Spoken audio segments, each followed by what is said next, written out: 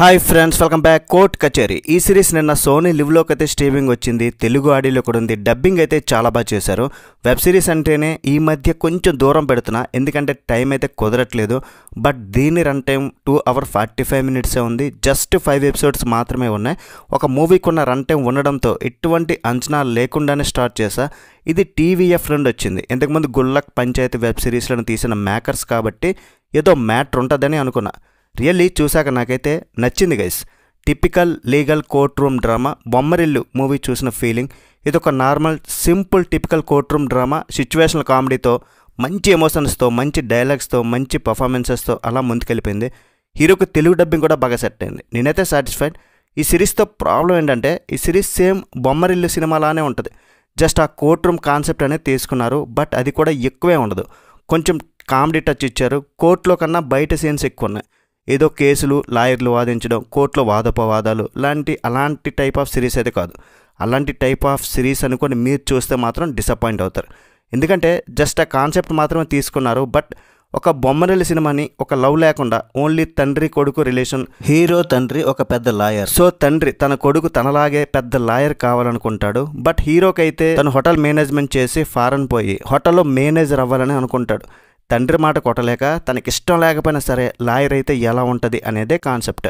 ఫైనల్గా తనకిష్టమైన వర్క్లో జాయిన్ అయ్యాడా లేదా, తన డ్రీమ్ నెరవేరిందా లేదా అనేది ఈ సిరీస్లో చూస్తారు. మన ఇండియాలో ఒకటి ఉంటుంది, తండ్రి యాక్టర్ అయితే తర్వాత కొడుకు కూడా యాక్టర్ అవ్వాలి.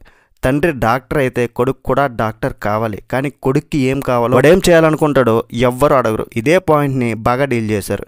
హీరో క్యారెక్టరైజేషన్ సేమ్ బొమ్మరిల్లు సినిమాలో సిద్ధార్థ్ టైపే ఉంటుంది. ఈ సిరీస్ అయితే ఒక 3 విషయాల మీద ఆధారపడుతుంది. ఒకటి, తండ్రి తనలాగే తన కొడుకు కూడా గొప్ప లాయర్ కావాలనే ఒక ఆశ.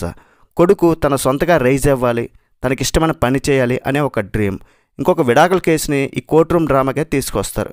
వీటన్నింటినీ చాలా సింపుల్గా, కొంచెం ప్రెడిక్టబుల్ స్టోరీ అయినా సరే ఎటువంటి ట్విస్ట్ లేకుండా చాలా బ్యాలెన్స్డ్గా డీల్ చేస్తారు. హీరోకి అమ్మ లేదు అండ్ ఆల్సో లవర్ కూడా లేదు. ఈ రెండింటిని కూడా యాడ్ చేయలేదు. So happy. కానీ ఒక్క ఎపిసోడ్లో అయినా సరే కోర్ట్ రూమ్ సీన్స్ కొద్ది గట్టిగా పెట్టుంటే బాగుండేది.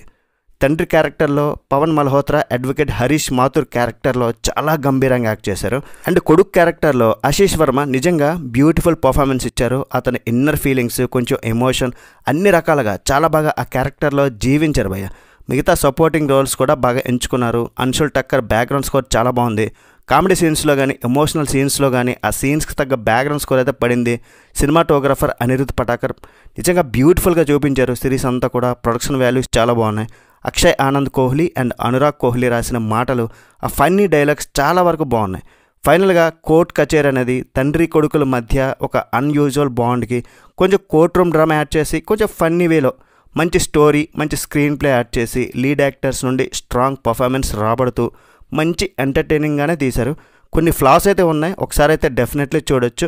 అండ్ బొమ్మరిల్లు సినిమా మళ్ళీ కొద్దిగా చూసినట్టయితే అనిపిస్తుంది. మరి ఓవరాల్గా రేటింగ్ ఎంత ఇస్తానంటే సిరీస్కి 3.25 out of 5. That's it guys. Review నచ్చితే ఒక లైక్ వేసుకొని చాలు. నెక్స్ట్ వీడియో మళ్ళీ కలుద్దాం. బై బాయ్ అండ్ జై హింద్.